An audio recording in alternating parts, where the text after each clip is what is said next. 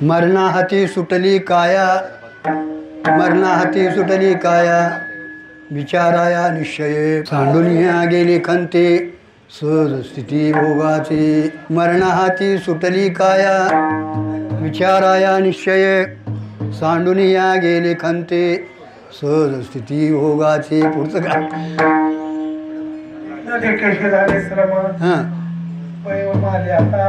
तुका म्हणे कैशिकीव जीव निराळा, सांडुनिया गेली खंते ती भोगाची. मरणाहाती सुटली काया, विचाराया निश्चय, जीवनी गेली खंते, सहज स्थिती भोगाची.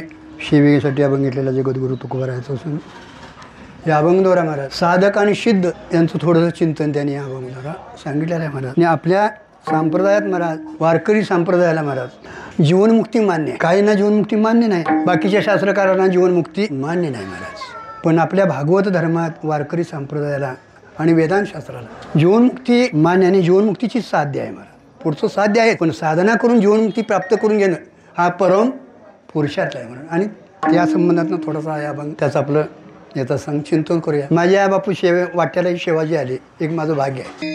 काय परवा आपल्या चिंतनात आलं, प्रभू रामचंद्रांनी सांगितलं पुष्कळ मी तीर्थयात्रा करून आलो आणि काय केले महाराज, पण अजून ज्ञानाचा अधिकार आणि मला असं ज्ञान मिळावं, असं माणसानं ज्ञान मिळावं की स्वरूपाची कशी ओळख हो, त्याच्यासाठी वादविवाद घालत बसू नाही आणि तटवा तडवी असू नाही उठू. याचा अर्थ तुला काय कळतच नाही असं नाही, नंतर आपण चर्चा करत बसूया महाराज. मरणाहाती सुटली काया, विचाराया निश्चय, सहज स्थिती भोगाची. या अभंगद्वारा असं हे श्राद्ध या निमित्तानं नाही, आजचा जो सेवेचा भाग आहे श्राद्ध या निमित्तानं. वर्ष झाले काय त्यानं? 15 म्हणजे त्यांच्या वडिलांची ठीक आहे, म्हणजे गुरुजींची सेवा आमच्याकडे आली मला काय हरकत नाही, असं काय नाही दादा. पण काय आहे बापू, आपल्या सेवेत आपल्याला थोडं आपल्याकडे जे चिंतन केलं तेच मांडता येतं. सेवेची आम्ही काय इच्छा म्हणजे काय भाग्य म्हणतो आम्ही, दुसरीकडे बोलू त्यात आम्हाला तर बंद केले तार काय घ्यायचं, कारण आपल्याला बी झेपत नाही आणि जे बोलायचं ते त्यांना कळत नाही आणि त्यांना पाहिजे ते आमच्याकडं नाही. आपल्या संप्रदायात पहिल्या सुरुवातीलाच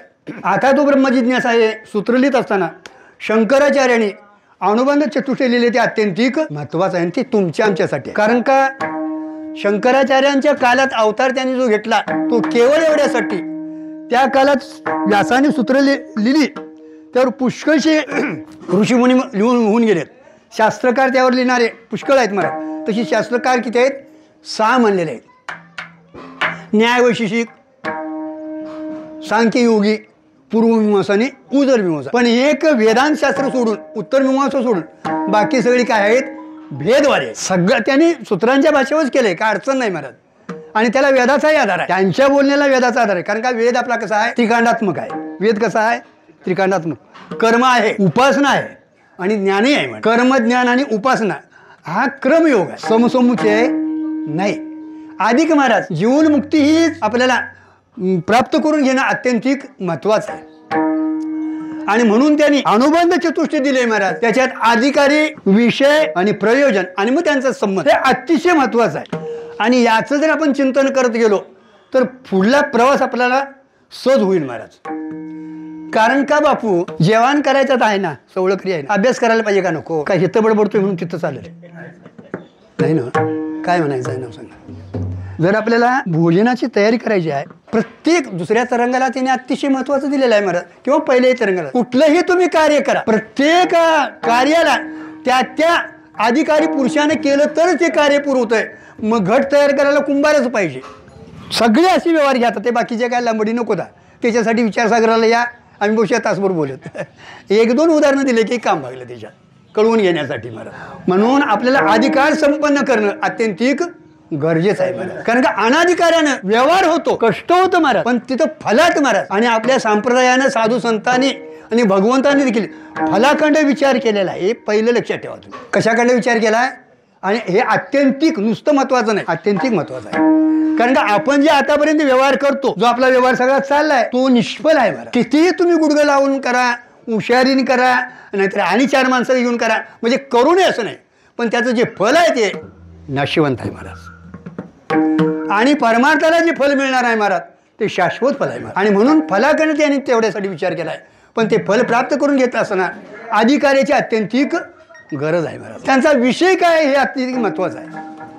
कारण का माहिती आहे, मग तो भक्त असून दे, साधक असून दे, यज्ञ याग करणारा असून दे महाराज, त्याचा विषय काय हे कळून घेणं अत्यंतिक गरज आहे. आणि या तिन्हीची सांगड जमली ना, संबंध जुळतात, नाहीतर ते संबंध जुळत नाहीत महाराज. ही तीन बसली ना, मग संबंधाला तुमच्या बाध येत नाही महाराज. म्हणून अधिकारी, विषय आणि प्रयोजन. सुरुवातीलाच पहिलं अधिकाऱ्याचं वर्णन केले महाराज. मलविक्षेप गेलेला, आवरण असलेला आणि आवरण निवृत्तीसाठी तळमळ लागलेली आहे. निष्काम 3 दोष आहेत आपल्याकडे.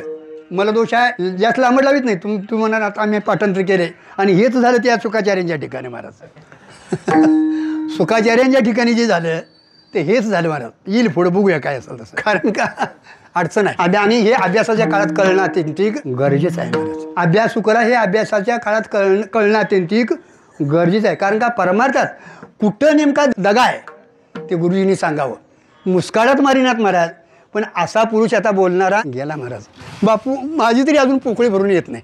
आणि येणं ब्रह्मदेव जरी आला, कारण का गुरुजी या पाठोपाठ मला त्यांनी हाताला धरलं. परीक्षा करू ना काय ते लक्षात ठेवायचं. पाया पडतोय म्हणून नवं, पाया पडतोय म्हणून नवं, काय बोलत नाही म्हणून नवं महाराज. लक्षात ठेवा तुम्ही. मला हाताला धरलं, अगोदर परीक्षा केली 4 वर्ष. तुम्हाला माहिती आहे हा, गुरुजींची पुण्यतिथी थांबली आहे महाराज, तुम्ही काय करणार. बापूंनी विचार. एवढ्या संकटात मला त्यांनी तारून ठेवले. त्याला एकच कारण, मला बाजूला घेऊन बोलवलं. महाराज काय भानगड म्हणले, काय म्हणावं मी. मला गुरुजी 5-25 वर्षाची चाललेली सेवा आहे आपली, तुम्हाला माहिती आहे. आणि एवढ्या याला कार्याला माझ्यापासून जर काय धक्का लागत असेल तर तुम्ही मला 5 जोडं मारायचं. कारण का दुसऱ्याचं सांगण्यापेक्षा आपण आपला पंचनामा करणं, आणि हे परमार्थातलं भूषण आहे महाराज. तुम्ही दुसऱ्याकडे न बघता, कारण का शास्त्र जे सांगितले महाराज ते आपली प्रगती किती झाली आहे, त्याच्यात आपल्या शास्त्रात प्रवास किती झालाय हे अंतःकरण वृत्तीनं बघायचं. होय नव्हता. शम कुठं बघायचा बाहेर, दम कुठं धरायचा, श्वास कोंडून धरायचा. शम, दम, श्रद्धा, उपरम, तितिक्षा, समाधान, हे सगळे स्वतःच्या ठिकाणी काय काय बसलंय हे पाहणं अत्यंतिक गरजेचं आहे महाराज. आणि मग असा असणारा अधिकारी महाराज, मला विक्षेप गेलेला आवरण आहे कळलंय आणि त्याची तळमळ लागली आहे महाराज. कळलंय की कुणाला नाही कळालेलं महाराज, पण पाटाला हात जोडून बरोवा लागते. हे कळण्याचं लक्षण होय का, ही कळण्याची लक्षणं महाराज. कळलंय असा भास आहे महाराज. सगळ्या गोष्टी आभाषिक आहेत महाराज. कारण का जोपर्यंत आपल्याला अध्यास आहे, भ्रम आहे, आभास आहे, हे कळत नाही तोपर्यंत त्याच्या तळाशी आपण जात नाही. लक्षात ठेवा तुम्ही. वरवर आपल्याला बोलताना, आचरित करताना लोक पाया पडतात, पूजा करतात, आत पूजा करून घेतात ना, एवढी उंची वाढती. करून द्या, त्यांचा भाव आहे, त्यांचा भाव आहे, त्यालाही धकून काय काय माहिती नाही, आम्ही त्यातलं नाही म्हणू नका. त्यांच्या भावाला धक्का देऊ नका, पण आपली उंची वाढता कामा नाही. हे त्यातलं सूत्र आहे महाराज. म्हणून तळमळ लागणं हे अधिकाऱ्याचं आहे महाराज. त्याच्यासाठी पहिला विवेक जागा व्हायला पाहिजे. कारण का संपूर्ण परमार्थाचं पाया म्हणा, जीवन म्हणा किंवा मनुष्याचं जीवन म्हणा, हे केवळ विवेकावर आधारित आहे. सगळी परमार्थातली जी काय असेल ते विवेकावर अवलंबून आहे महाराज. आणि विवेक जर नसेल तर पुढची साधनं सोंगाची आहे. वैराग्य तुम्हाला माहिती आहे, वैराग्य असेल, शम असेल, दम असेल, श्रद्धा असेल, उपरम, हे सगळं जे आहे ते पहिला त्याला मूळ पाया कोण आहे, विवेक आहे महाराज. प्रभू रामचंद्र महाराज 12 वर्षाचे झाले. त्यांना वाटलं तीर्थयात्रा फिरून यावं. बापू भाग्यवान आहे तसं. तीर्थयात्रेला जाण्यासाठी त्यांनी पित्याकडे आज्ञा केली. पित्याने त्यांना आज्ञा दिली. त्यांच्या संकट काय, त्यांचे 2 बंधू होते, लक्ष्मण आणि भरत शत्रुघ्न. भरत काय तिकडेच होता ना. आणि मग मंत्री बिंत्री त्यांचे काय असेल ते सगळे त्यांनी मुहूर्तावर सुरुवात संपूर्ण महाराज आपल्या पृथ्वीची तीर्थ करून करत करत करत संतांचा, तीर्थांचा, क्षेत्रांचा सहवास करत करत करत महाराज विवेक जागा व्हायला. काय व्हायला, प्रत्येक ठिकाणी विवेकाची भर पडली महाराज. आपण आपल्या जीवनात हे बघायचं महाराज. नेहमी आपला विवेक जागा राहतो का धुमत बसला, धुमूत द्यायचा नाही तर. कारण का विवेकाच्या पोटातलं वैराग्य आहे ना ते पुढे कार्य करते. फिरून आले महाराज सगळे. आल्यानंतर 8 दिवसाचा मोठा सोहळा झाला महाराज. सोहळा झाला 8 दिवस झाल्यानंतर महाराज सगळं त्याचं हे झालं समारंभ म्हटल्यावर. आणि त्याने एकांतवास धरला. कुणी, रामचंद्राने एकांतात वास असा धरला महाराज, तर कुणा संकट बोलायचं नाही, बाकीचं काय करायचं नाही असा त्यांना ते पुढचा हे सुरू झालं महाराज. वेग सारखा टुचू लागला. फिरून आलेले होते आणि मग हे सगळं उभा राहिलं महाराज. कारण का त्यांना काय पाठीमागं कर्मोपासना करायला जावा, विवेक वैरागी संपादन घ्या म्हणायची काय. कारण का परब्रह्म राम वशिष्ठा, कोण, परब्रह्म राम वशिष्ठा शरण, कृष्णे सांदीपणी गुरु केला महाराज. आणि मग त्यांच्या समोर हे नाचायला संसाराचं थैमान महाराज. लोकांची स्थिती बघितली महाराज. आणि मग त्यांचा विचार सारखा घोळू लागला. स्वतःला विचार करायचा, दुसऱ्यांनाही त्याचा विचार करायचा, असं ते मनातल्या मनात सारखा त्यांचा विचार चालू होता. सगळ्या सेवकांनी प्रयत्न केला, आलं की तेवढंच काहीतरी खायचं, पोटापुरतं कुठंतरी झोपायचं, कुठंतरी बसायचं, पण त्यांचं समाधान होईना. त्यांनी नृत्य गायन करून बघितलं, विलास सगळे रामापुढे आणून. आता तो प्रभू रामचंद्रच होता ना, पृथ्वीचा राजा आहे ना, काय तिथं कमी आहे. आणि त्यात त्या प्रभू रामचंद्रानं हा विलास भोगावा, कारण का आता 12 वर्ष तरुण आहे, 16 वर्षाचा आता झाला. इकडे तर तयारी चालली आहे त्याच्या विवाहाची. राजा बाकीच्या मंत्र्यांना विचारून रामचंद्र आता लग्नाला आहे, मुलात पहिले लग्नाला आल्यात, तो विचार आपल्याला करायला पाहिजे महाराज. पण यांचा हा विचार चालू आहे, विषय उडी भुलले जीव, विषय उडी भुलले.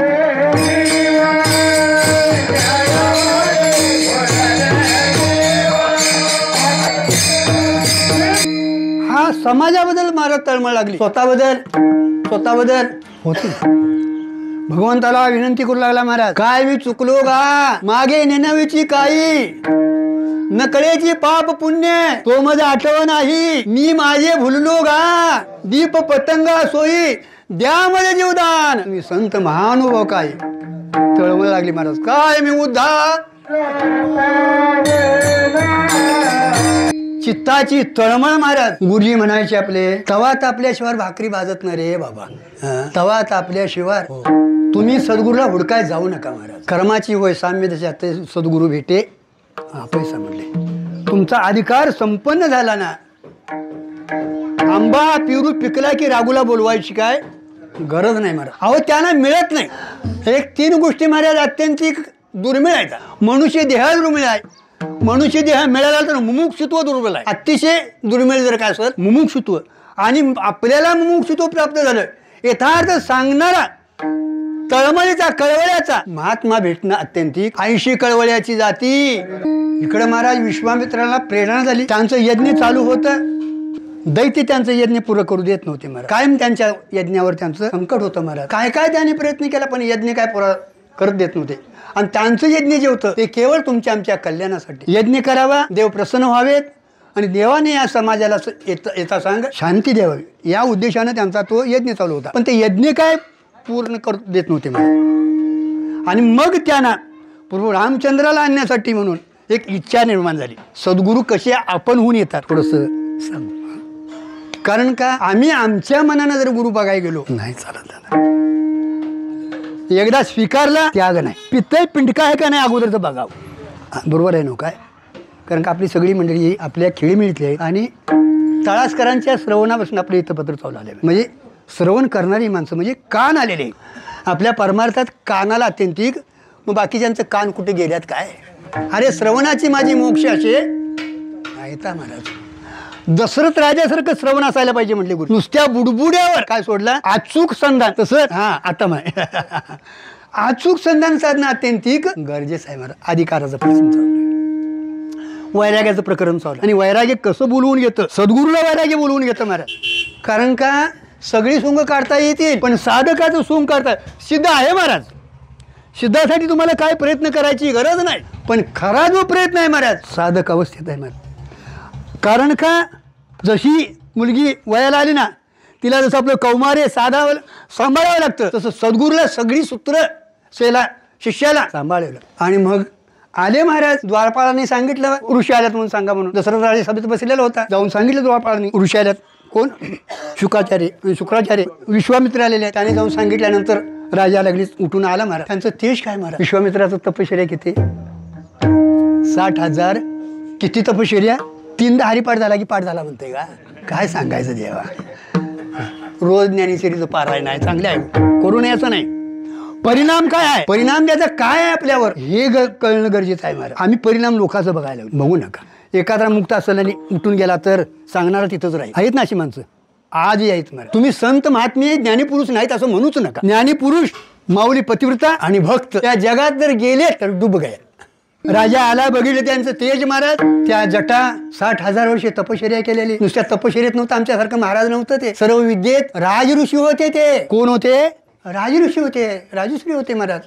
आणि राजऋषी असून महाराज प्रयत्नानं तिनं ब्रह्मऋषी पद बघा बघा काय म्हणायचं ब्रह्मपद तसं स्वतः मिळत नाही महाराज, त्याला प्राप्तच करून घ्यावं लागतं महाराज. ब्रह्मपदवी ही त्यांनी प्रयत्नानं प्राप्त करून घेतलेली होती महाराज. आणि ते तेज झळकत होतं महाराज. 12 सूर्य उगवलेत का काय एवढं तेज त्यांचं दिसत होतं महाराज. भूमी चमकत होती महाराज त्यांच्या तेजात. अंगावले त्यांचे केश पिंगळते. दशरथ राजा आला, वशिष्ठ ऋषी आले, सर्वांनी त्यांचं स्वागत केलं महाराज. त्यांनी एकमेकाला आलिंगन दिलं, एकमेकाचे दर्शन झाले महाराज. आणि मग तिथं नेऊन त्यांचा सन्मान करून त्यांना शिवासनावर बसवले. आणि मग राजाने त्यांची पाद्यपूजा केली. कुणी? दशरथ राजानं. आणि मग त्यांना प्रश्न केला, मुनिवर्य तुमच्या आगमनानं मी आज कृत्य झालो महाराज. कारण का संतांचं महात्म्याचं दर्शन होणे जीवाचं भाग्याचा उदय. ते हे जोडी संत पाय तेथून या नुटवू माता. कारण का अनंत जन्माचं जोपर्यंत पुण्य तुम्हाला पुण्य फळले बहुता दिसा, भाग्य उदयाचा तसा.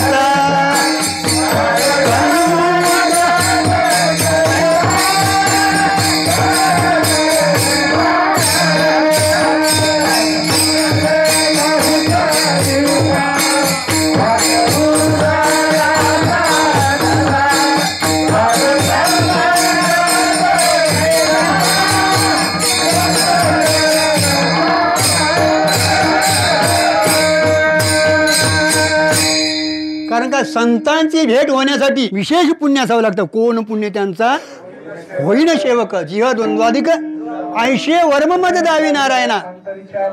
आणि मग हे आता तो काय ईश्वरच होता, पण जीवाखंड बोलायचं झालं तर ही ईश्वराची जर आपल्याला सेवा यथार्थ झाली, त्याची जर कृपा संपन्न झाली तर सद्गुरू तुम्हाला पैसा भेटे.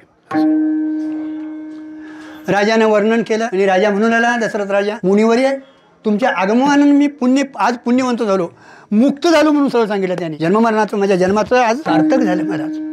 फक्त तुमची काय हेतून तुम्ही आला, तुमची काय इच्छा आहे ते सांगा, मी ते आज पूर्ण करायला तयार आहे. कारण का माझ्याकडे याचं की येणार आतापर्यंत मी कुणाला परत घालवलं, मग त्याच्यासाठी माझा प्राण दिला तरी चालेल. आणि हा आमचा एक धर्म आहे. धर्म पालन करणं हे अत्यंत मला गरजेचं आहे महाराज. आणि आज तुमच्यासारख्याच जर माझ्याकडं काम झालं तर त्याच्यासारखं भाग्य कुठलं नाही महाराज. आणि तुम्ही काय म्हणशीला ते माझी द्यायची तयारी आहे. वचन दिल्यानंतर महाराज विश्वामित्रांनी सांगितलं, महाराज राजा माझा यज्ञ चालू आहे, मला यज्ञ करायचा आहे.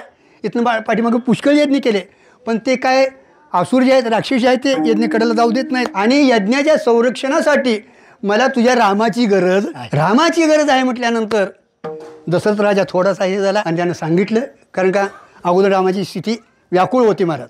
पाठीमाग व्याकुळ स्थितीत होता, कुणासंगत बोलत नव्हता, खात नव्हता, पित नव्हता, खात होता पित होता, पण तेवढंच खायचा मजबूत. काय कुणाला सांगत नव्हता महाराज. बराचसा प्रयत्न झाला त्याच्यावर, पण त्याने ते काय सांगितलं नव्हतं महाराज. आणि त्याची आज स्थिती विपन्न आहे म्हणून सांगितलं. आणि तुमचा संरक्षण जर हेतू काय तुमचा यज्ञाचं संरक्षण, मी इंद्र जरी आला तरी त्याला जिंकण्याची माझी ताकद आहे आणि माझं सैन्य तसं आहे. म्हणजे माझ्या सैन्यासह मी तुमच्या यज्ञाचं संरक्षण करायला तयार आहे. पण प्रभू रामचंद्राला तेवढं मागू. लाल भडक झालेत महाराज, पृथ्वी कापू लागली महाराज, भयभीत झाली सगळी महाराज. कारण का त्यांना डिवचून राग आणायला लागत नाही महाराज. डिवचून राग आणावा लागत नाही आणि डिवचून शांती बी आणावं लागत नाही महाराज. हे सद स्वभाव आहे. हे म्हणून वैराग्याचा सद स्वभाव, वारकऱ्याचा स्वभाव हा वैराग्याचा, वारक्याचा स्वभाव आहे वैराग्य असावा महाराज. शाप देतील म्हणून विश्वामित्र उठलेत महाराज. राजा तू त्यांना वचन दिलेस आणि तुझ्या नगरीत तुझ्या परंपरेत महाराज आतापर्यंत कुणी वचनाला धक्का लावलेला नाही. आणि तू वचन हे पाळणं तुझं कर्तव्य आहे. तुला वाटत असेल महाराज, पण परब्रह्म राम आहे, अजिंक्य आहे महाराज. राम तरी त्यांना हेच करेल महाराज, पण हा जो मुनी आहे ना तो त्याच्यापेक्षा श्रेष्ठ आहे, तो सगळ्या अस्त्रात महाराज प्रवीण आहे, तुझ्या रामाला धक्का लागला तर विचार. त्यावेळी मग थोडंसं खाली आलेच महाराज आणि मग प्रभू रामचंद्राला बोलवायला सुरुवात केली.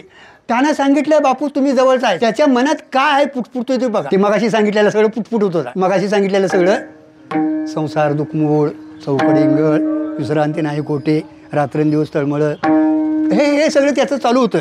कुणाला सांगत नव्हता आणि बसायला सांगितलं तुमच्यासारखा आला त्यातला, कारण का हे बी कुणाला तरी सांगून चालत नाही. हो आला बस तुला जरा विचार सागर सांगतो जा तिकडे. ते म्हणते उगून महाराजाकडे गेलो काहीतरी पाहुण्या बयाचं विचार येईल, काहीतरी इकडे तिकडे सांगेल म्हटलं तर तिचं तिसरंच गाणं आहे. गुरुजी आले की म्हणणार आला बघा तू सरप. अरे अरे अरे अरे अरे किती आपल्याला दुर्दैव आहे महाराज. आणि माणसं गेली की मागणं महाराज. आता बोलत नाही मी महाराजांच्याबद्दल काय बोलतात ते बोलू कधीतरी आपण महाराज. अरे अशी माणसं तुम्हाला चारतात आणि गेल्यावर टिंगला याच्यासारखं वाईट काही नाही लक्षात ठेवा. त्यांना तुम्ही समोर बोला तुम्ही महाराज चुकताय सांग, तुमचा अधिकार आहे बोला, तुमचा अधिकार आहे महाराज. असो प्रभू रामचंद्र यायला त्यांनी तयारी केली महाराज. प्रभू रामचंद्र येणार आहे हे कळालं महाराज ऋषीमुनीसनी देवगणासनी कळालं महाराज. आणि प्रभू रामचंद्र ज्यावेळी त्या महालात आले पुष्पवृष्टीचा असा छत खाली आला महाराज. कसला स्वर्गातनं अमर सगळ्यांनी पुष्पवृष्टी केली. नाही स्वर्गातले ऋषीमुनी आलेत महाराज. आजचा आज भाग्य आमचं आहे म्हटलं, कारण का आज परमार्थासाठी प्रभू रामचंद्राचं समाधान करण्यासाठी कोण आहेत वशिष्ठ महामुनी आहेत. आणि विशेष आपल्याला काहीतरी ऐकायला म्हणजे किती श्रवणाला आपल्या महत्व आहे बघा महाराज. सगळी येऊन तिथं महाराज अगदी सभा भरून गेली महाराज. आणि मग प्रभू रामचंद्राला विचारलं महाराज, त्यावेळी त्यांनी एकच सांगितलं महाराज रामा तुझा काय प्रश्न असेल तो सांग म्हटले. बरंच आहे तिथं आता तो सगळा हे करत बसत नाही. त्याने सगळं संसाराचं याचं पुष्कळ हे केलं महाराज. मी तीर्थयात्रा करून आलो सगळं काय केलं पण खरंच समाधान नाही. आणि खरंच समाधान काय तेवढाच माझा प्रश्न आहे. माझा दुसरा काय प्रश्न नाही महाराज. आणि त्याच्यामुळेच मी खालावलं. आणि मग त्यावेळी त्या विश्वामित्रांना सांगितलं अरे तुझ्या समोर कोण आहे वशिष्ठ महामुनी जे आहेत महाराज. वशिष्ठ महामुनी म्हणजे त्रैलोक्यात आणि ते तुझ्या कुळाचाच गुरु आहे म्हणले आणि ते तुझं समाधान करतील महाराज. त्याने सांगायला सुरुवात केली महाराज.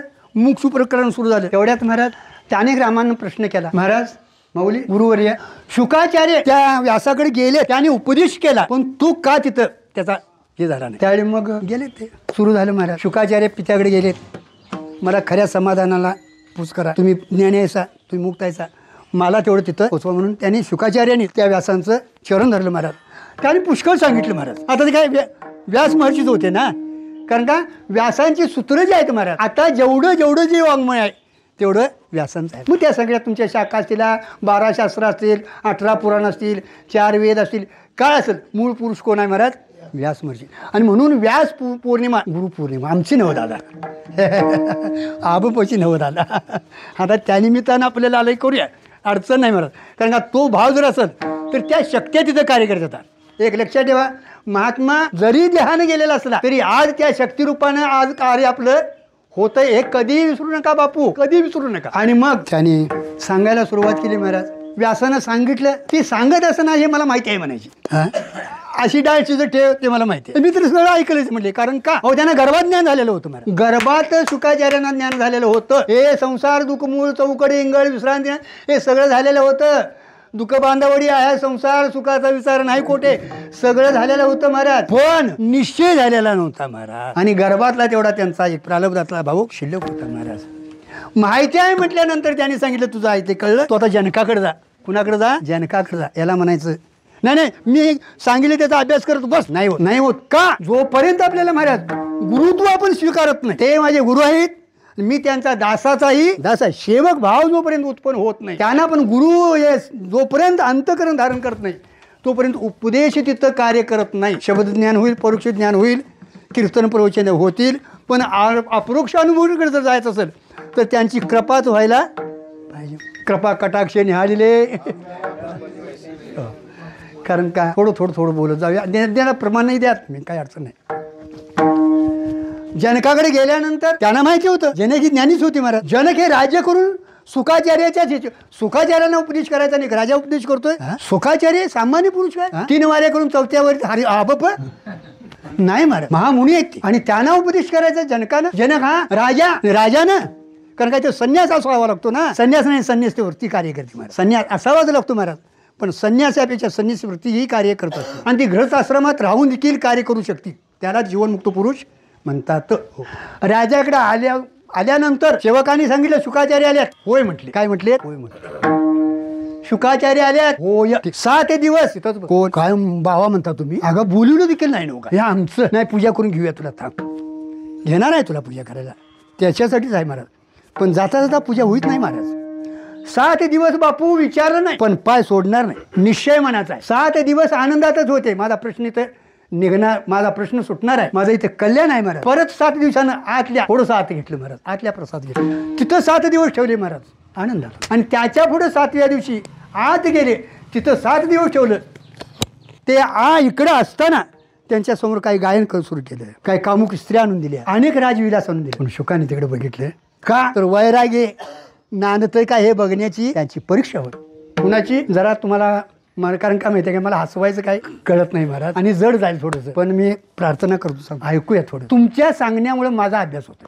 माझा अभ्यास झालाय म्हणून मी तुम्हाला सांगत नाही, तुम्हाला सांगण्यामुळे माझा अभ्यास होतो महाराज. 7 दिवसानंतर 8 ने 21व्या दिवशी परीक्षा केली आणि मग नेऊन तिथं सिंहासनावर बसवला.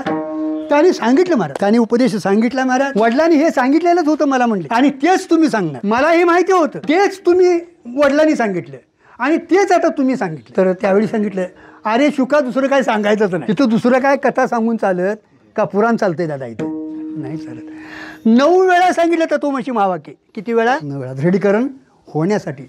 आणि त्यावेळी गुरुकृपा त्यांची झाली महाराज. आणि मग ते हिमालयात जाऊन किती वर्ष? सांगा ना. 10,000 वर्ष ते पचवण्यासाठी. पचलंय. निधिध्यास लागायला श्रवण झाले की पहिल्यांदा मनन व्हायला पाहिजे, निधिध्यास लागायला पाहिजे. निधिध्यासाची परिपक्वावस्था त्याला समाधी म्हटली महाराज. आपल्यात कान फुकाची समाधी नाही. डोक्यावर हात ठेवत्यात, अधिकार झाला तर लक्षात ठेवा. कृपा कटाक्षे आपल्या पदी बैसवली, आलिंगन सुख वाटे, होय नव्हतं? असं आहे महाराज. आणि तत्वमसी महावाक्य तिन्ही खंड आपल्यात उपयोगी असतो. तिथं ते झाल्यानंतर महाराज प्रभू रामचंद्रानं महाराज ती स्थिती बांधली महाराज. कुणाला? रामचंद्र. आणि तिथं त्यांना ती स्थिती बांधल्यानंतर पुढं आता मी तेच तुला सांगणार आहे दृढीकरण करण्यासाठी. आता तुला हे विश्व कसं निर्माण झालं, याची निर्मिती कशी झाली. कारण का किती जरी आपण ऐकलं तर प्रतिबंध कोण करतंय? स्वरूपाच्या घरा येता स्वरूपाच्या होय नव काय आगापय पंडुकुमारा येता स्वरूपाच्या घरा करी तशी आडवारा विश्वाभास. आमच्या डोळ्यातनं विश्व जायचंच नाही महाराज. आम्ही किती जरी मिथ्या म्हटलं, सताहून विलक्षण अनिर्वचनीय मिथ्या, सताहून विलक्षण अनिर्वचनीय मिथ्या रोज जरी म्हटलात तर तू मिथ्या म्हणत्यालाच मिथ्या. सर्गाची उत्पत्ती कशी होते ते तुला सांगतो म्हटले. आणि त्याच्यातनं एक त्याने तुला एक अगोदर कथानक सांगतो म्हटले. आणि आकाश जे एक महापुरुष म्हणजे आकाशातनं निर्माण झालेला, आकाश जे त्याचं आकाशाचाच पुत्र मानावं लागेल आता इथं थोडंसं. अहो ती निर्विकार आहे, आकाशात काय नाही, मग कुठं तिथं काय आहे? तिथं काय नाही हे पटना म्हणून अध्यारोप केला महाराज, किंवा अध्यास स्वीकारला महाराज. का तिथं अध्यास आहे? तुमच्या या प्रश्नामुळे तुम्हाला भ्रम झाला हे स्वीकारलं आणि मग भ्रमाची सोडवणूक करायला सुरुवात आहे महाराज. अजून आपल्याला भ्रम कळाय नाही आणि तसा कळणंही प्रयत्न करावा लागणार. तिथं प्रत्येक क्षणी प्रभू रामचंद्राला वशिष्ठांनी अगदी जबावून सांगितले, रामा माझ्या प्रारब्धात नाही, माझ्या नशिबात नाही, म्हणू नको रे, म्हणू नको, तू प्रयत्न कर. मला काल बापू काहीतरी जरा चुकलं, काल चुकलं, आज जर चांगलं केलं तर सुधारणा होती का नाही? म्हणजे काय प्रारब्धानं जरी चुकलेलं असलं तरी प्रयत्नानं त्याच्यात सुधारणा होते महाराज. तू रात्रंदिवस प्रयत्न करणं हे तुझं कर्तव्य आहे. प्रभू रामचंद्राला सांगितलं नाही, तुम्हा आम्हाला सांगितले महाराज. परमार्थात प्रयत्न करणं अत्यंतिक, त्यालाच परम पुरुषार्थ म्हटले महाराज. प्रयत्न करणं यालाच काय म्हटलंय? परम पुरुषार्थ महाराज. आणि मग तिथं महाराज त्या आकाशज म्हणून जो कोण एक पुरुष आहे तो त्याच्या पाठीमागे लागलेला कोण होता महाराज? मृत्यू सगळं काय भक्षण करत होता महाराज. मृत्यू हा सगळ्याचं भक्षण करणार आहे ना, पण तो आकाश जो होता तो काय त्याच्या तावडीत गावला नाही. त्याने बराच वेळ प्रयत्न केला, म्हणजे संपूर्ण विश्वाचा तो नाश करत होता, पण तेवढा पुरुष त्यातनं त्याला धक्काच लागला नाही. अनेक प्रयत्न केले मला. आणि मग त्याने जाऊन यमाला विचारलं, यमा तुझ्या ह्याच्यामुळेच मी सगळ्यांचा ह्रास करतोय, म्हणजे तुझ्याकडे जसं असेल तसं, मी स्वतंत्र काही करत नाही, ज्याचं जसं असेल तसं. सृष्टीची उत्पत्ती कधी व्हायची, स्थिती कशी असायची, लय कसा करायचा, हे तुझ्यानुसार मी सगळे करतोय महाराज. आणि असा एक पुरुष आहे महाराज त्याच्यात, तर तो काय माझ्या तडाख्यात गावत नाही. आणि त्याला कारण काय? मृत्यूला. त्यावेळी दिलेलं उत्तर आहे बघा, जीवाच्या मृत्यूला केवळ ईश्वर कारण नाही, त्याचं पाठीमागं काहीतरी कर्म त्याला कारण असावं. अरे तू स्वतंत्र मारू शकत नाही, त्याच्या मरणाला तो काल त्याचा यावा, म्हणजे त्याचं कर्म त्याच्यात असावं लागतं. ते कर्म त्याचं झालं ना की मग कोणतरी तिथं निमित्त कारण होतो. उपादान कारण काय आहे महाराज? नाशाला त्याचं उपादान कारण जे आहे त्याचं कर्म आहे महाराज, ते ज्यावेळी तिथं फल द्यायला येईल त्यावेळी त्याचा नाश होणार. आणि त्याचं कर्म काय आहे नेमकं ते तू बघून ये. त्याचा तुला नाशच करायचा आहे ना, त्याचं कर्म काय आहे ते बघून ये महाराज. त्यानं बराचसाच प्रयत्न केला महाराज, संपूर्ण विश्वातनं बघून बघितलं, पण त्याच्याकडे एवढंही कर्म काय, कर्माला जागाच नाही महाराज. कर्माला जर जागा नसेल तर संचित होईल म्हणता, संचित जर नाही झालं तर पुढची क्रियमान होईल म्हणता नाही महाराज. आणि क्रियमानातनं परत संचितात येईल म्हणता. कधी सुटायचं आमचं हे, सुटणं शक्य नाही. मग अशी माणसं लोक अवतार घेऊन येणार आहेत महाराज. जायचं यायचं, जायचं यायचं, सहज येतात महाराज.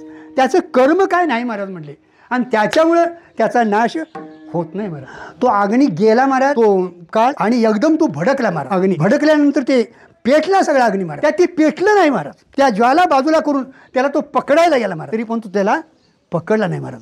आणि मग त्याच्या कर्माचा विचार केल्यानंतर त्याच्याकडे एवढं देखील कर्म शिल्लक राहिलेलं नाही महाराज. कर्म ज्यावेळी तुमचं संपतंय महाराज त्यावेळी अभंगाची सुरुवात काय, मरण आधी का जन्म आधी, जन्माला आलंय तेच मरतंय ना.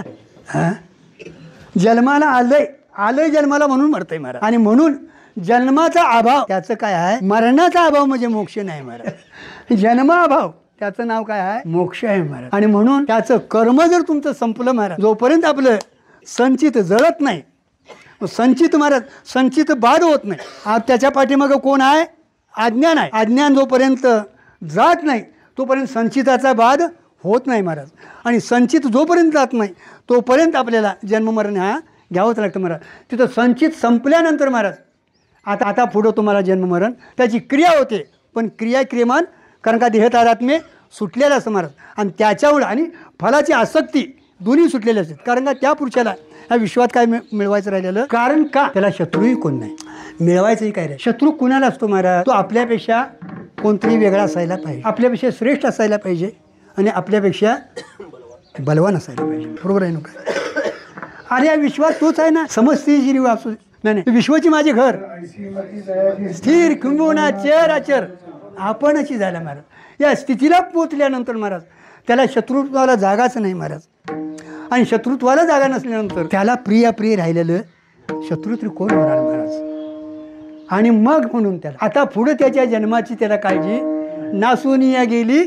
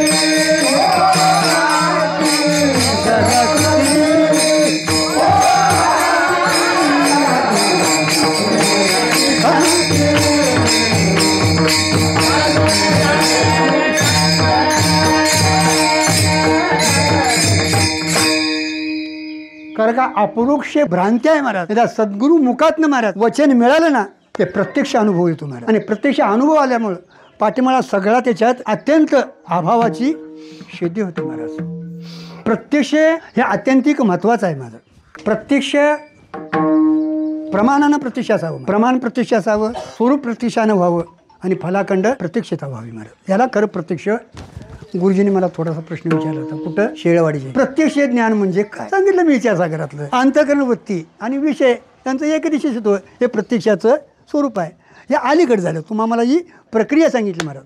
पण वेदांचं प्रत्यक्ष जे आहे महाराज ते असं आहे महाराज. प्रमाण प्रत्यक्ष पाहिजे, स्वरूपता प्रत्यक्ष पाहिजे आणि फलता प्रत्यक्ष पाहिजे महाराज. मग आता प्रमाण तत्वमसी महावाक्य शब्द प्रमाण आहे ना, प्रत्यक्ष प्रमाणात बसत नाही. ते पहिलं प्रत्यक्ष प्रमाण आहे आणि मग त्याला प्रत्यक्षता कशी, हा एक तिथं महाराज प्रश्न उभा केलेला आहे. तर शब्द प्रमाण जरी 3 नंबरचा असलं तरी महाराज त्यानं प्रत्यक्षता तुम्हाला घट आहे म्हटलं तर घटा वेगळा राहतो. द्रष्टादृश्य दर्शन त्रिपुटी तिथं शिल्लक राहते महाराज. पण या प्रत्यक्ष धावा तो आहे असं म्हटल्यानंतर कोणतरी हुडकाय जायच नाही. अहम दशम होय नव्हता दशम अहम, तसं अहम ब्रह्मास्मी मूर्ती म्हणून त्या शब्दाला काय आहे, प्रत्यक्षता आहे महाराज. आणि स्वरूप ते प्रत्यक्षच आहे. आता त्याला दुसरीकडे बघायची काय गरज नाही महाराज. आणि अनुभव त्याचा जराच आहे. एवढं प्रत्यक्ष झाल्यानंतर नासुनिया गेली सदस्थिती, टाकेली पात्र झोडे धर्म आद.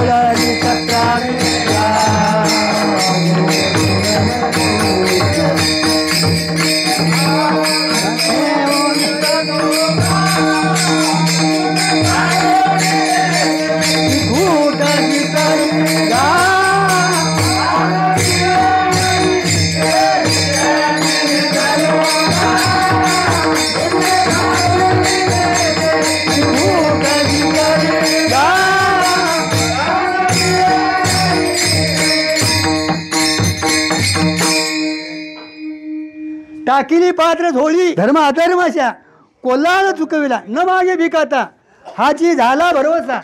कोल्हाळ चुकविला त्रिगुणाचा, न मागे भिकाता, हाची झाला कशामुळं, ओळले 17 विघा तिने पुरविली इच्छा. म्हणून आता देहाचं नि काय माझं राहिलं, सुखे मी निजलोगा, शून्य सारून तिथे शून्यवाद खंडित केला महाराज. आणि पहिल्या चरणाला द्वैतवाद खंडित केलाय. सहज मी आंधळा गा निज निराकार पंथी, वृत्ती ही निवृत्ती झाली जनन दिशेची ते मी माझे हरपले ठाई जे ते अदृश्य जे काय अदृश्य जे झाले काय दृश्य जे होते सुखे मी निजलोगा. या अनुभवात ना महाराज आता या देहाबद्दल माझ्याबद्दल काय शंका नाही. असो ऐसा कोटे असो ऐसा कोटे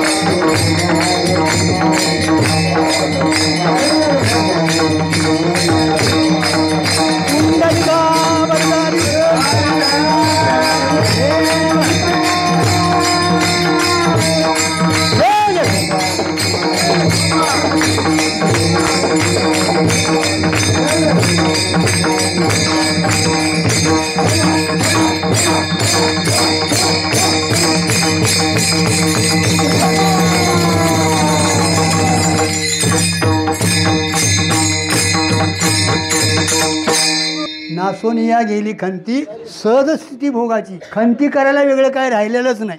मला पुढची तारीख मिळते का नाही काय की तिकडं फोन यायला लागल्या, मग काय करू, तिकडे देऊ काय, दे जा म्हणून सांगाय. काय अडचण आहे? दुसरा महाराज नाही तिकडं फोन यायला आहे, मग तिथं काय करायचं, दे जा म्हणून सांगाय. कुणीकडं फोन येईल तिकडे देच म्हणून सांगाय. काय अडचण नाही महाराज. नासोनिया गेली खंती. कुठंतरी अजून काहीतरी मिळवावं असं वाटतंय. मी काहीतरी झालोय वाटतंय. आहे अजून काहीतरी कुठंतरी महाराज.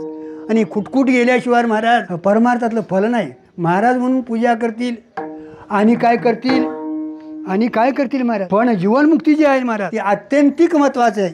आणि जीवनमुक्तीत महाराज विधेय कैवल्याचा भोग भोगायचा. आनंदाची डोही आनंद तर आनंदाची कैवल्य सुख तिथं भोगायचं आहे महाराज. आणि अशा पुरुषाचीच तुम्हाला भेटून अत्यंतिक गरजेचं आहे महाराज. म्हणून आपल्या संप्रदायाला जीवनमुक्ती मान्य आहे महाराज. नाहीतर काय वादी म्हणतात तुमचं अज्ञान हे त्याला कारण आहे ना. कार्यकारण भाव जाऊन त्याला तुम्ही कार्याला दोन कारण दावल्यात, एक उपादान कारण आणि निमित्त कारण. मग हे प्रारब्ध त्याचं जे काय आहे म्हणा त्याचं जे प्रारब्ध भोगायला त्याला कारण कोण आहे? स्वरूपाचं अज्ञान आहे. ते उपादान कारण आहे. आणि उपादानाचा नाश झाला की कार्याचा नाश देह राहिलंच कसा महाराज. असा काही लोकांचा हे आहे महाराज. तिथं महाराज समाधान सांगत असताना असं सांगितले महाराज. काय लोकांचं असं होतंय महाराज, पुढचं कार्य करायचं नाही. शुकाचार्य गेलेच कुणाच्या भानगडीतच नाही महाराज. मग तिथे एक शंका केली त्या प्रभू रामचंद्र. शुकाचार्य 10,000 वर्षे तपश्चर्या केले आणि ते ब्रह्मानंदात लीन झाले. आणि त्यांचा वडील एवढाही असून हे काय विधेय कैवल्याला गेले. त्यावेळी सांगितलं त्यांचा हा 32वा अवतार आहे. किती अवतार काय महापुरुषांचा कल्पपर्यंत महाराज प्रारब्ध असतं महाराज. भीष्माचार्यांचं एका कल्पाचं प्रारब्ध आहे महाराज. पण ती मगाच्यासारखं महाराज येत्यात खेळत्यात जातात. त्यालाच काय म्हणायचं जीवनमुक्त विवर्तवाद सिद्ध केलेला आहे. मग तिथं एक दोन शंकाचं ते निरसन केले महाराज.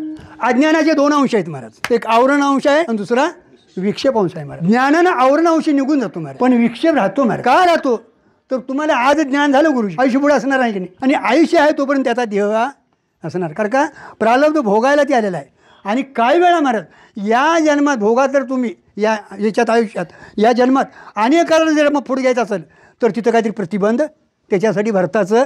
आणि शुकाचार्यांना गर्भात जायची तेवढ्यासाठी ती, कारण का गर्भातला तेवढा त्यांचा तो भोगाचा म्हणजे होता महाराज. आणि म्हणून मग त्यांना काय ना होतं तसं नाही असं नाही महाराज. पण काही जीवनमुक्त असतात त्यांचा देह आता भरजी दिव्याप्रमाणे झालेला. बीज बाजूने केली आता ते कार्य करतं. चिरमुरं का लायाच का हो, काल्याला लायाच का, काल्याचा वर्म राहिले वेगळे. गवळणीच्या सांगितल्या नाचला की गेला.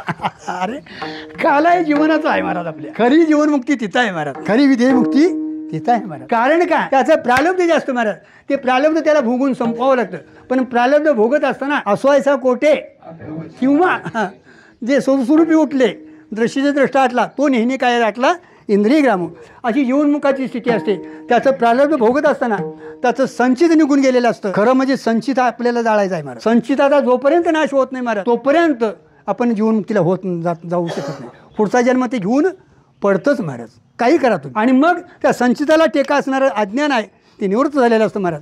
आणि त्याची क्रिया होते पण क्रियमान घडत नाही. तादात्म्य देहावरचं निघून गेलेलं असतं. कुठलीच आसक्ती त्याच्या ठिकाणी राहिलेली नसते. किंवा मी आणि माझं किंवा मी करता आहे आणि एक माझं हे भोग आहे हे त्याच्याकडे राहिलेलं. कारण का तोच आहे संपूर्ण विश्व नटलेलं आहे महाराज. विश्वात त्याच्याशिवाय दुसरं काही राहिलेलं नाही. म्हणून नासोनिया गेली खंती सहज स्थिती भोगाची. पुढचं चरण काय ते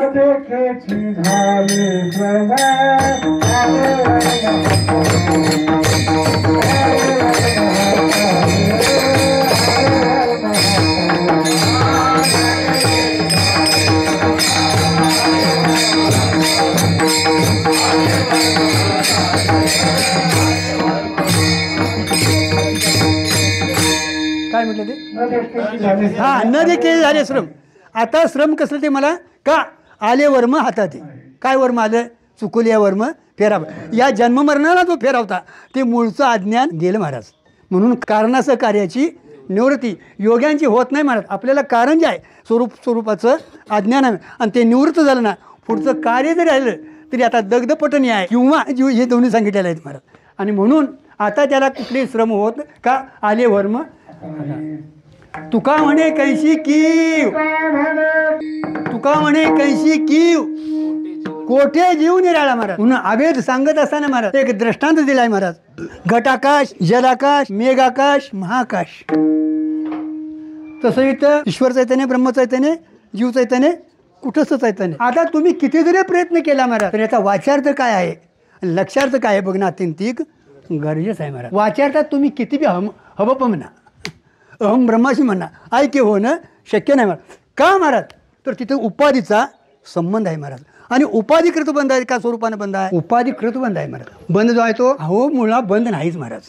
मुक्त होता परी मात्र रड काय रडायचं. अरे अरे अरे अरे काय म्हणून का आलाच रे बाबा, निदान आलाच ते आलं आहे त्या रस्त्याने तिथं तरी जा. मध्ये आणि काहीतरी भानगडी करीत बसले आणि रडतंय मला यातनं एवढं सोडवा, मला यातनं एवढं सुटलं होय का. आता एक तुझी लोखंडाची बिडी होती ती काढून टाकली, सोन्याची बिडी. गुरुजी मला म्हटले कशाला कीर्तन घेता, कोण ऐकतंय आणि कोण ह्यात आहे दादा, तुम्हाला बसून काय ऐकायचं ते मी येतोय ना, तुम्हाला काय बसून ऐकायचं ते ऐका, मी येतोय जगाच्या पाठीमागं. कारण काय जगाच्या पाठीमागं सुधारायला लागणं म्हणजे कुत्र्याची चिपूट नळी घालून भावा तर कामात राहिलेला नाही म्हणते. पाक तो कामातनं गेलाय, बिघाडलाय पाक. काय बोलून तरी चालतंय म्हणता महाराज. जीवाची महाराज तशी सिद्धी होत नाही. कल्पना विद्या तेने झाला जीव. अरे जीव नाही तरी शिव तरी कुठला महाराज. आमच्या लेखी देव, तुम्ही जोपर्यंत जीव आहे तोपर्यंत तुमच्या मानकुटी देव हा बसलाय महाराज. मग तुम्हाला भोगायला लागणारच महाराज, सुटणार नाही. मग महाराज असून दे नाहीतर आणि कोण असून दे महाराज. म्हणून जीव तत्वता सिद्ध होत नाही महाराज. तरी पण आज जीवाची सिद्धी करून त्याचा अध्यारोपणे अपवाद करणं अत्यंतिक नाही की रे बा जा तिकडे एवढ्यान भागत. अरे तिथं साप नाही म्हटलं गेलं तसंच तर घरात जाऊन आहे का म्हणून मुतल्याची वार राहणार. हे दुर्या हाय, ही दुर्या हाय असं त्याला हातात घेऊन दावावं लागणार महाराज. कारण का ज्याच्या अज्ञानानं भासतं ते त्याच्या ज्ञानानं निवृत्त होतो महाराज. आणि मग वाचार्थात किती जरी प्रयत्न केला महाराज तर तिथं उपाधीचा संबंध आहे महाराज. म्हणून वाचार्थात हा भेद राहणार. पण कुठंच चैतन्य आणि ब्रह्म चैतन्य महाराज तिथं मग काय करायचं महाराज, तिथं भागत्याग लक्षणा करायची. तरी पण शंका होतीच महाराज. होय गुरुजी ज्ञान आभासाला होतंय का कुटस्थाला होतं. तुम्ही काय सांगितलं कुटस्थ नित्य मुक्तच आहे आणि आभास काय प्रत्येकच आहे. म्हणजे आभासाला बी होत नाही तुमचं ब्रह्मज्ञान आहे के भाव आणि कुटस्थ काय मुक्तच आहे. मग तुमच्या ज्ञानाची गरज काय. अरे झालं तर ते आभासालाच. म्हणून आभासाच्या साता होता सांगावं लागल्या म्हणून. आता मी सांगत नाही तेवढ्या कारण का मला बाहेर नेऊन ठेवतील आता. असून दे महाराज आनंद. तिथं मग बाद समानाधिकरण सांगितलं महाराज. काय सांगितलं, बाद समानाधिकरण सांगितलं. बाद समानाने काय करायचं महाराज, त्या आभासानं आपला जो आभासाला संबंध आलेला जो बुद्धीचा धर्म आहे किंवा उपाधीचा धर्म आहे त्याचा काय करायचा, बाद करायचा. त्याग नाही, व्यवहार होणार नाही. त्याचा काय करायचा, बाद करायचा. आणि कुटस्थाशी ऐक्य करायचं, त्यालाच बाद समाधान. आणि कुटस्थाचं त्या ब्रह्माशी मुख्य समाधान. तिथं तुम्हाला काय करायची गरज नाही महाराज. आणि म्हणून तुका म्हणे कैशी कीव कोठे जीव ज्ञानेश्वर.